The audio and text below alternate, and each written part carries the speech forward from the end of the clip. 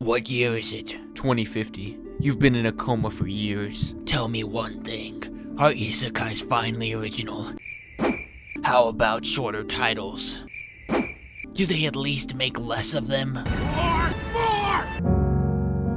That's right, I just finished my new favorite isekai, Cautious Hero. The hero is overpowered, but overly cautious. Why does that sound like a title I would use if I was trying to hit a word count? As always, it's up to me to change the name of this anime to something a bit more realistic. Rising of the Sigma Hero, my goddess is annoying. And finally, I've been working out for years and maxed out my level. If you enjoyed watching an anime with more training arcs than Dragon Ball Z, be sure to subscribe to my channel and join my Discord. Let me give you a satire synopsis of this anime, which will contain spoilers. This follows the story of Restarte, who is a useless goddess. Goddesses are tasked with going to different worlds and saving them from a demon lord, since all isekais have those. Hey, I've seen this one. Each goddess gets to summon a person that they handpick through Isekai Prime. Let's see who she's gonna pick. 肝心となる勇者の召喚は Daring today, aren't we? While looking through applications on East Meets East, she finds an overpowered character. And without even reading his corny pickup line in his bio, she swipes right. Restarte summons just another regular looking isekai protagonist. もうどれも同じに見えてきたわ She did overlook one small bit of information, which is that Seiya is overly cautious. When they first meet, Restarte tries to sleep with him since he is an isekai protagonist and everything. Unfortunately, she doesn't realize that she summoned the heroic spirit of a self-improvement guru who rejects women, embraces gains, and gets claims of domestic violence. After a quick training arc, he goes to the world that he has to save and runs into one of the 4 demon kings because of course there's 4. In the face of danger, our hero will rise. He ran away back to the goddesses dimension, didn't he?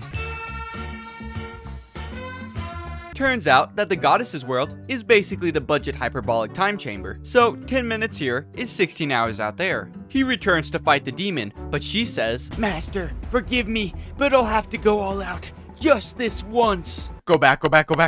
Since he is the overpowered hero, he defeats her easily. But just like everybody's favorite nursery rhyme, Ring Around the Rosie, he burns her body to ashes afterwards, just to be cautious. Sure, he accidentally burns down a whole village in the process, but who can blame him? After all, he is a... Look, I made a Fate reference. Am I back in my prime now? They then run into 2 children that want to join his party. Look what you did. Now Mash got captured by a demon king and tortured. Not gonna lie though, he took it like a champ. If it was me, I'd be crying like a Subaru. After defeating the demon king, he allows them to join the team to help. But not the help you're thinking of. 手伝いなどいらん。お前は荷物持ちだ。荷物だけ持ってればいい。 Time for a training arc, which is sponsored by today's Yandere. She'll change for you, so you better change for her. They kill the Queen of England because she's trying to throw Lulu into the pit of despair to turn her into a sword. You know, normal isekai stuff. Now he must fight man's mortal enemy, flies, with this nice looking woman. 気づいたら殴っていた。 I can't keep defending this guy. I'm up to my head with lawsuits against him. Time for a training arc with the goddess of Nympho. This must be a typo in my notes. 私はショタも全然いけるのでございます Yeah, we're just gonna skip this training arc. After they commit mass genocide of the only thing more annoying than gnats, they go to find the ultimate armor, but run into that one shopkeeper who is actually a demon king. Wow, that was easy. When he died, he summoned an evil ghost, so that leaves only one thing for our crew to do. After escaping, the ghost breaks into the world of the goddesses, but is eventually defeated by Valkyrie, another goddess. Now let's spin the wheel to see what our protagonist is doing next. What a surprise, a training arc. Time to fight the final Demon King. Oh, he was killed by this world's hero already. According to my extensive research I've done at the University of Truckun, I have determined that this is definitely her father? You idiot! He's obviously the bad guy! I was getting there. He has a weapon that he got from the Demon Lord that can permanently kill goddesses and their servants. Since the only reason they can't be fully killed is because, like Voldemort, they have multiple souls that all must be destroyed. This is a pretty tough fight, so Seiya. Take him off! This training puts Rock Lee to shame. They defeated him, but I feel so bad for his poor daughter. I don't mean to be that guy, but is he gonna incinerate that corpse like the others or what? To protect the others, Seiya decided to sneak off and fight the Demon Lord by himself. We now get his backstory. Not sure why this is necessary. Okay, so he was summoned in the past, but wasn't very cautious. When fighting that demon lord, his party's losing, but it's still just a lighthearted anime. この女の腹の中にかすかな生命反応があるな。そうか、これはお前らの子か。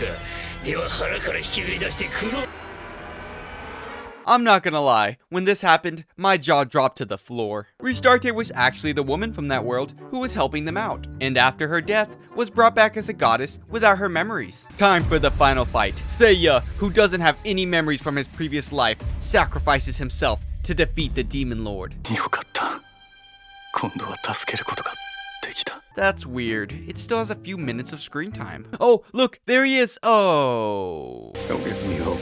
Restarte's now given a far more difficult world to save, but there's only one way she can do that, with a new hero. Now, let's talk about the characters in this anime, starting off with the hero from the 1930s, Seiya. He is, well, as the title implies, a cautious hero. ありえないくらい慎重すぎる Making a reference to the title. He's so cautious that whenever he meets a woman, he uses condiments, planned backup, and abstinence. Many argue that he's just every basic isekai protagonist, but I have to disagree. He has a strong reason for being the way that he is. Sure, he has the amnesia trope, but watching his child and his lover get eaten in front of him because he wasn't cautious made him this way. Plus he hits women, which you may be thinking, that's disgusting. But don't worry, he's just a tsundere, shredded before wedded tier. Oh, six pack Restarte. Heh. Get it? It's a pun. There are two types of people in this world. People who love dumb ditzy characters, and those who wish nothing more than to see them play a Guts life simulator. I, for one, love this character. She's my current favorite anime character.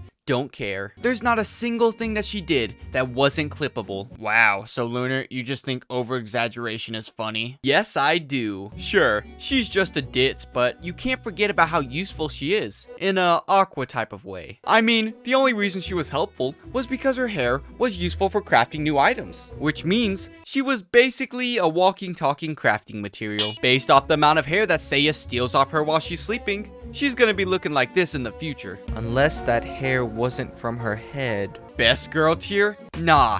Greatest of anime time tier.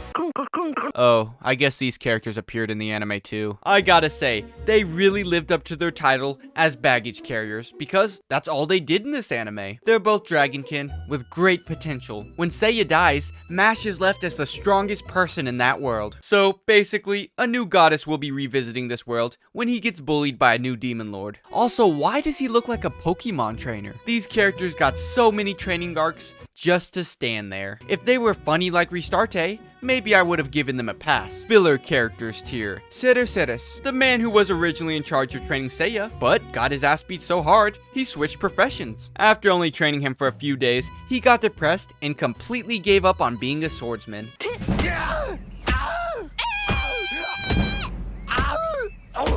Yeah, no, I see why now. Bullied tier. Time for final thoughts and rating the anime. I love the characters in this anime. Every single one of them. Except them. We don't talk about them. Many people complain about the final villain. Wait, there was a final villain? Oh yeah, the Demon Lord. No, that's a fair complaint. I just loved every interaction between these two. Did they do the same bit over and over again? Yes, and I laughed every single time. The story, well, it was an isekai. I will say, the last few episodes were amazing in my eyes, even if they did pull a Deus Ex Machina. Although, it was funny to watch a whole anime laughing at a character just to realize that you were laughing at his PTSD the whole time. The opening was amazing, but it was made by Myth and Roid, so what do you expect? The animation was my favorite part of this anime. It's not like Demon Slayer's, wow, that's so cool. It was more like, heh, look at that funnily drawn face. To keep on schedule, I also did watch it at 2x speed, so that may have made it better. While my anime list gave this anime a score of 7.5 out of 10, I